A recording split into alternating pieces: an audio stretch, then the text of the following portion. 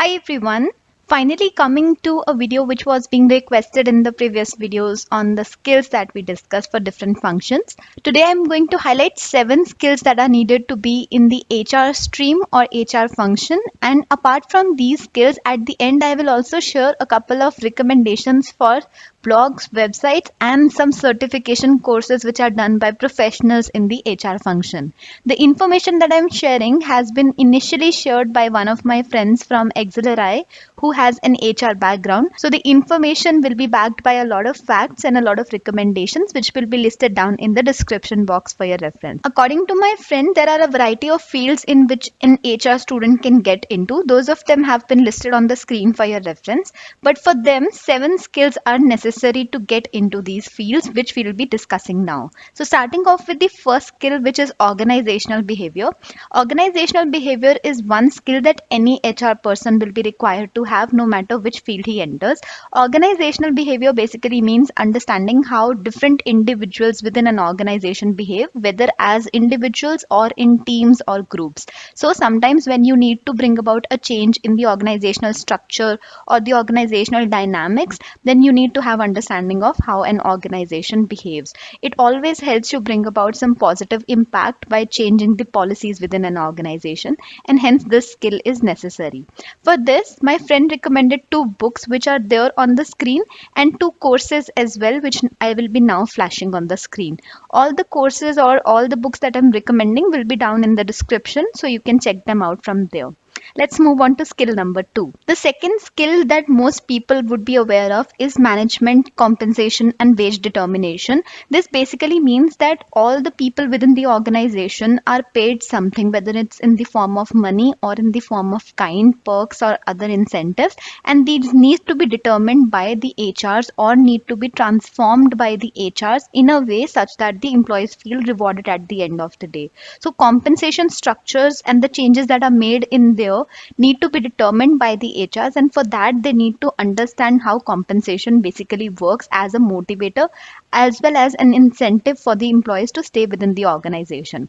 For this, there is a book as well as a course which was recommended by my friend. The third skill is that of industrial relations and labor law. So there are a variety of parties when it comes to working within an organization. There are employers, employees, state as well as labor unions. So in order to resolve the complex issues that are there within these parties, an HR person needs to have knowledge about industrial relations as well as labor law, for which this skill requires you to go through some books, and those books are being flashed on the screen for your reference. These are going to help you understand how within India or within the world the HR organizational system has come into place. So what you see right now as HR systems did not used to be so developed or complex as they were. They used to be very unorganized in the beginning.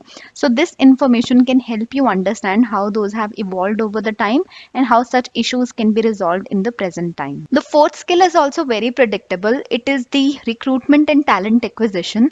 So HR personnel are required to match the right jobs with the right candidates and also ensure that the onboarding process is very seamless. The onboarding process in fact makes the first impression on any joinee who is joining an organization and coming from a certain background. For him, the onboarding experience determines how the initial stay within the organization is going to be. So that needs to be carefully planned. And this role has become even more so important after the COVID times when people are working from home or the onboarding process is taking place virtually. And hence, understanding this is crucial.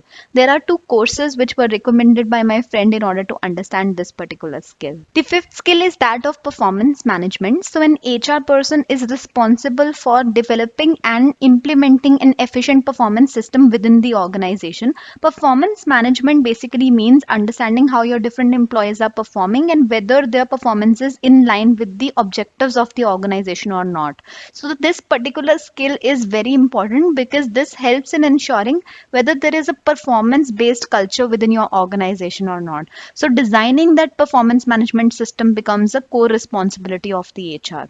On this also there's a book written and there is a course available available which you can go through to acquire this skill. The sixth skill is of critical importance within an organization. It's that of learning and development. Within this, an HR plays an important role by creating this particular program, implementing it, controlling and monitoring, and finally measuring its effectiveness. So learning and development programs are like in-house courses which are designed, or there are tie-ups with external agencies to provide these courses, or these can be also made available free of cost to the employees or can already be free of cost on platforms like Coursera. So you basically provide opportunities to your employees to learn more, acquire more skills and grow within the organization so that they become eligible for the next positions, and you can thereby also reduce your acquisition cost. So this is how you can essentially design a learning and development program as an HR, and is an important role that you need to play. For this also there is a book as well as a course that has been recommended, which I'll put in the description. The final skill that some HRs need to have is that of international HR management. Now, a lot of organizations are becoming global, and hence the complexities of handling HR systems has also taken a global level. So you need to understand how to manage workforce which is not geographically located in one place but is from different nationalities, and hence understanding this particular skill or acquiring it is essential. For this, there's a book that has been recommended, and apart from that, there are a few other subjects that are taught at different B schools, Accelerize or TEST for HR management, which I'll be putting on the screen for your reference. One among them, which was cited as one of the most important ones, was HR analytics. Now, for HR analytics, there is a course on Coursera which is free of cost and which should be done by someone particularly who is interested in strategy or analytic roles within HR function, or who wants to get into HR consulting, which is another field within HR. So if you are interested in HR analytic roles, then this course can certainly be of help to you. So these are all the skills that were being recommended. Now there are two professional certifications as well called as SHRM and CIPD, which are available if you want to get certified as a human resource personnel. And for them, the details will be put in the description so that you can go through them in detail. The links will also be made available so that you can check them out if you want to pursue them further. Finally, I'll be sharing some links of websites or blogs that are followed by people who are generally interested in the HR world. So first is Harvard Business Review articles, which are an upcoming source about research which is being done in the HR world. Then it's Economics Times HR World, which will provide you with updates about what is happening in the world and across India in the HR function. And finally, the two courses that I recommended, SHRM and CIPD, both of them also have their HR news portals, which mention what is happening at a global level in the HR function. So you can certainly follow them as well.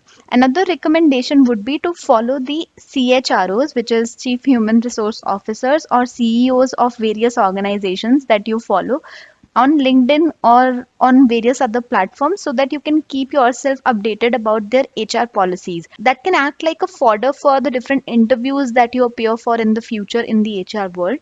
So that is all from my side or my friend's side when it comes to the HR blogs, websites, links, courses, certifications, skills that you can acquire to develop yourself as a good HR personnel. If you have any other queries or if you feel like you missed out on something, then do feel free to put it down in the comment section. Would love to hear from you. Thanks a lot for watching this video.